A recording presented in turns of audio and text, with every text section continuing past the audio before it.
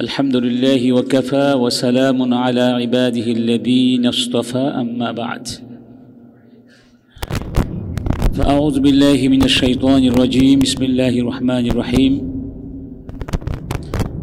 ثم جعلناك على شريعة من الأمر فاتبعها ولا تتبع أهواء الذين لا يعلمون صدق الله العظيم Raozan club কর্তৃক আয়োজিত আজকের এই ঐতিহাসিক আয়োজনের সম্মানিত সভাপতি, সম্মানিত বিজ্ঞ আলোচক, শুধু ঢাকা থেকে আগত দেশ বরেণ্য আলেম দ্বীন, মুফাসসির কোরআন, ইসলামিক স্কলার হযরত মাওলানা আব্দুল্লাহ আল আমিন হাইয়াহুল্লাহ ওয়া হাফিযাহু মিন কুল্লি সুইন ওয়া মাকরুহ ওয়া আতালা উমরাহ ওয়া সাদ্দাদা খুতাহ, অন্যান্য সম্মানিত অতিথিবৃন্দ, সম্মানিত সুধীমণ্ডলী, সম্মানিত উপস্থিতি, সবাই ক্লান্ত এবং শ্রান্ত, ক্ষুধার্ত কিছুটা হয়তোবা, সময় অনেক গড়িয়ে গিয়েছে, আমি দীর্ঘায়িত করব না, কোনো সুযোগ নেই।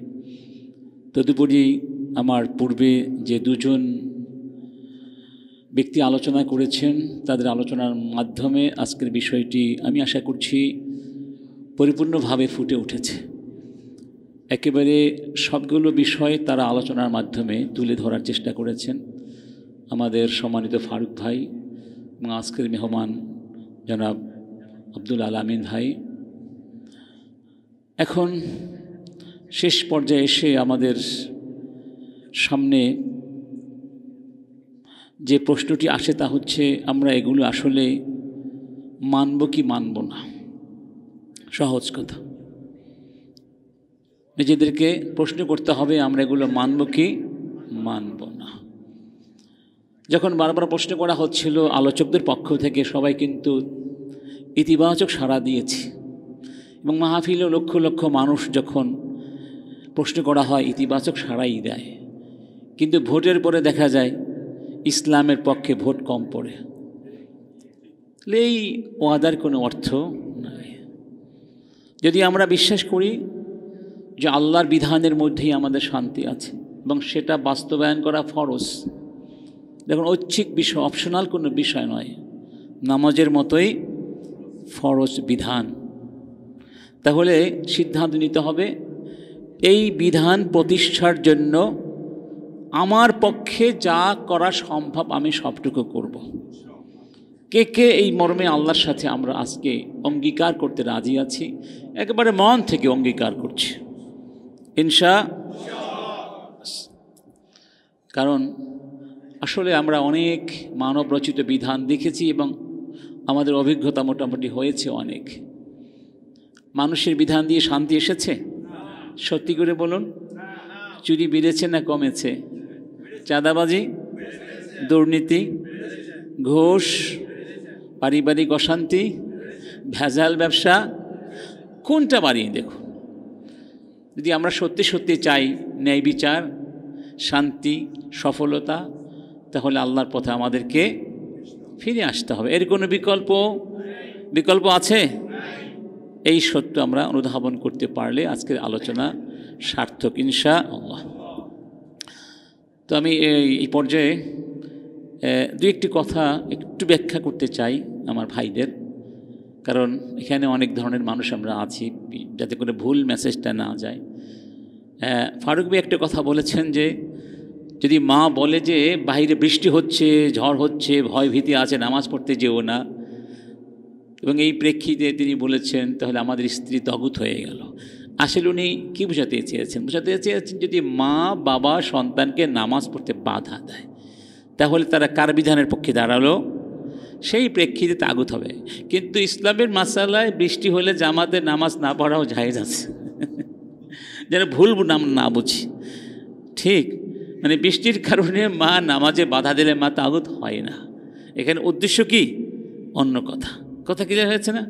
আচ্ছা, আব্দুল্লাহ ভাই যে কথাটি বলেছেন যে আল্লাহ গালি দিয়েছেন, মানে এই কথাটি কিন্তু আমার ভুল ব্যাখ্যা হতে পারে। এটা আসলে এখানে গালি বলতে নিন্দা জ্ঞাপন করে এটা বোঝানো, দ্যাম ওলাইসাত শাতিম, আল্লাহ নিন্দা করেছেন। এবং আল্লাহ পাক যেই নিন্দার যে ভাষাটা ব্যবহার করেছেন, তারা এই ভাষার যোগ্য, মানে এটা তাদের কর্মের সাথে সঙ্গতিপূর্ণ ভাষা। আল্লাহ কাকে গালি শব্দটা তার সাথে যায় না, আসলে সামান্য হয় না। এটা হয়তো আমরা অনেক সময় আবেগে বলে ফেলি, হয়তো খেয়াল করা হয় না। তো আলহামদুলিল্লাহ তাহলে বিষয়টা ক্লিয়ার হয়েছে, যাই হোক। আর ওই সোমের এটা মনে হয় 5 নম্বরে, হজের আগে আসবে। এটা একটু আছে। জাকাত কয় নম্বরে? 3 নম্বরে। আর সোমটা আসবে হজের আগে, কেন হজ সবচেয়ে পরে নাজিল হয়েছে। যাক আলহামদুলিল্লাহ, আমাদের ভাই যে আলোচনা করলেন সুবহানাল্লাহ, মানে উনি মানে এই অল্প সময়ের মধ্যে সাগর, মানে পুরো সাগর যেন কি সামারাইজ করেছেন, কনসাইজ করেছেন। আমরা তাকে ধন্যবাদ জ্ঞাপন করছি। আল্লাহ পাক আমাদের ভাই, বাংলাদেশের অহংকার, গৌরব, যুবকদের আইকন, যাকে নিয়ে আমরা অহংকার করি, গর্ব করি, আব্দুল্লাহ আল আমিন, আল্লাহ পাক তার হায়াতের মধ্যে বরকত দান করুন, তার ইলমের মধ্যে বরকত দান করুন। আমরা তাকে যেন আবার বারবার আমাদের মাঝে পাই। আলহামদুলিল্লাহ, মানে তিনি কতটা আন্তরিক হলে মানে এভাবে চলে আসতে পারেন। ফারুক ভাই বললেই চলে আসেন, সুবহানাল্লাহ। সেই আওয়ামী লীগের যে কত রিস্ক নিয়ে তিনি এসেছিলেন। আমরা দুজন গিয়ে তাকে বাসে উঠিয়ে দিয়েছিলাম না, গরিবুল্লাহর সাথে। কত ভয় ভীতিও আমাদের ছিল, কে কোন জায়গা থেকে অ্যারেস্ট করে নিয়ে যায়। তো নিয়মারকে নিয়ে গেলে আমাদের সমস্যা না, আমরা একেবারে বাসে উঠিয়ে তারপরে বাসায় গিয়েছি, শান্ত হয়েছি। এতটা রিস্ক নিয়ে দিনের কাজ যারা করেন, তাদের মধ্যে অন্যতম হচ্ছেন আমাদের অন্যতম ভাই মাওলানা আব্দুল্লাহ। আল্লাহ পাক তার হায়াতকে দীর্ঘায়িত করুন, আমিন। তো আল্লাহ পাক আমাদের সবাইকে তৌফিক দান করুন। যারা কষ্ট করে এসেছেন সকলকে ধন্যবাদ জ্ঞাপন করছি। ইনশাআল্লাহ আবার দেখা হবে জাতীয় অনুষ্ঠানে। ফারুক ভাইকে অনেক অনেক ধন্যবাদ সকলের পক্ষ থেকে, আমাদের পক্ষ থেকে। তিনি শুধু আয়োজন করছেন তা নয়, বরং তিনি, আপনারা বুঝতে পারছেন যে কথাগুলো বলছেন, এই কথাগুলো বলতে তাকে কতদিন লেখাপড়া করতে হয়েছে, কতদিন লেখাপড়া করতে। এই আয়াতগুলো একত্রিত করে মুখস্থ করে এত সহজ? হাফেজ হলে সহজ, হাফেজ ছাড়া এই আয়াতকে বিভিন্ন একটু একটু করে করা কঠিন, খুবই কঠিন। তো আল্লাহ পাক আমাদের ভাই জনাব ডাক্তার ওমর ফারুক সাহেবের জীবনে বরকত দান করুন। আসসালামু আলাইকুম ওয়া রাহমাতুল্লাহি ওয়া বারাকাতুহু। লা ইলাহা ইল্লা হুয়াল হাইয়ুল কাইয়্যুম ওয়া আতুবু ইলাইহি, লা হাওলা ওয়া লা কুওয়াতা ইল্লা বিল্লাহিল আলিয়্যিল আযীম। আল্লাহুম্মা আমিন। ربنا ظلمنا أنفسنا وإن لم تغفر لنا وترحمنا لنكونن من الخاسرين। আল্লাহ, দীর্ঘ সময় ধরে আমরা এখানে বসে আছি। আল্লাহ, তোমার কোরআনের কথাগুলো শুনলাম, তোমার হাবিবের কথাগুলো শুনলাম আমাদের সম্মানিত আলোচকদের মুখে। আল্লাহ, যা শুনলাম তা যেন ভালো করে বুঝতে পারি, আমল করতে পারি। আমাদের সবাইকে তৌফিক দান করো। আল্লাহ, আমাদের যে আলোচকবৃন্দ রয়েছেন, আল্লাহ তাদের জীবনে বরকত দান করো। আল্লাহ, বিশেষ করে আজকের সম্মানিত প্রধান আলোচক জনাব মাওলানা শেখ আব্দুল্লাহ আল আমিন, তিনি যে সুন্দর করে গুছিয়ে কথাগুলো পেশ করেছেন মনোমুগ্ধকর ভঙ্গিতে, আল্লাহ পাক তুমি তার ইলম বাড়িয়ে দাও, তাকওয়া বাড়িয়ে দাও, ইখলাস বাড়িয়ে দাও, হায়াতের মধ্যে বরকত দিয়ে দাও, তার পরিবারে বরকত দিয়ে দাও, ছেলে মেয়েদের জীবনে বরকত দান করো। আল্লাহ, ইসলামের জন্য তাকে কবুল করে নাও। আল্লাহ, ইসলামের এই দায়ীদেরকে তুমি হেফাজত করো। আল্লাহ, আমরা সত্যিকার মুসলিম হতে পারে সেই তৌফিক নসিব করো। আল্লাহ, তোমার দিনের যে বিজয় তুমি করে দেবে, আল্লাহ সেই বিজয়ের সংগ্রামে আন্দোলনে আমাদের সকলের নামগুলো লিখে নাও। আমাদের প্রতিটি ফোঁটা রক্ত তোমার দিনের জন্য কবুল করে নাও। আল্লাহ, তুমি কিয়ামতের ময়দানে তোমার সামনে নিয়ে আমাদেরকে আসামির কাঠগড়ায় দাঁড় করিও না। আল্লাহ, যেভাবে জীবনযাপন করলে তুমি খুশি হবে, আল্লাহ আমাদেরকে সেভাবে ইসলাম মেনে, কোরআন মেনে, তোমার বিধান মেনে, তোমার হাবিবের সুন্নাহ মেনে চলবার তৌফিক দান করো। রাউজান ক্লাবকে কবুল করে নাও, এই মহতে উদ্যোগকে কবুল করে নাও। আল্লাহ, ভাইয়েরা অনেক দূর থেকে কষ্ট করে এখানে এসেছেন, দীর্ঘ সময় ধরে বসে আছেন। আল্লাহ, সমস্ত ভাইদেরকে কবুল করে নাও। আল্লাহ, আমাদের সকলের মা বাবাদের গুনাহ মাফ করে দাও, ছেলে মেয়েদের গুনাহ মাফ করে দাও, সকল আত্মীয়দের গুনাহ মাফ করে দাও, তামাম পৃথিবীর সমস্ত মুসলিমাদের গুনাহ মাফ করে দাও। আল্লাহ, আমাদের যত ভাই যত বোন পৃথিবীর যে কোনো প্রান্তে আল্লাহ জুলুমের শিকার হচ্ছেন, তাদের জন্য তোমার সাহায্য রহমত পাঠিয়ে দাও। আল্লাহ, বিশেষ করে আমাদের নির্যাতিত প্যালেস্টাইনি ভাই বোনদের জন্য সাহায্য পাঠিয়ে দাও। আল্লাহ আমাদের দেশকে তুমি শান্ত করে দাও আল্লাহ, সমস্ত জুলুম এবং অত্যাচার থেকে আমাদের সবাইকে নিরাপদে রেখো আল্লাহ। আগামী দিন কি অপেক্ষা করছি তুমি শুধু জানো আল্লাহ। আল্লাহ তুমি যে সুযোগটা আমাদেরকে দিয়েছো আল্লাহ, আমরা সুযোগটা যেন কাজে লাগিয়ে এই জমিনকে কোরআনের জমিন বানাতে পারে সে তৌফিক নসিব করে দাও।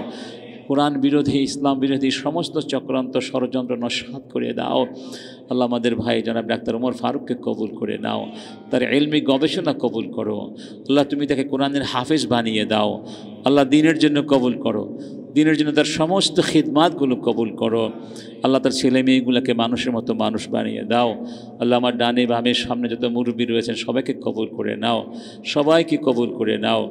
রব্বানা তাকাব্বাল মিন্না ইন্নাকা আনতাস সামিউল আলিম। আজকে যাদেরকে সম্মাননা দেওয়া হয়েছে আল্লাহ, আমাদের সন্তান যারা বিভিন্ন গুরুত্বপূর্ণ পদে নিয়োগ পেয়েছেন আল্লাহ, আমাদের সন্তানগুলো যেন দিনের পথে অবিচল থেকে দায়িত্ব পালন করতে পারে সে তৌফিক নসিব করে দাও আল্লাহ। প্রশাসনের রন্ধ্রে রন্ধ্রে এমন লোকদেরকে তুমি দায়িত্ব দিয়ে দাও, দায়িত্ব সুযোগ করে দাও যারা তোমাকে ভয় করে তোমার বান্দাদের সেবা করবে আল্লাহ। ربنا تقبل منا إنك أنت السميع العليم برحمتك يا أرحم الراحمين.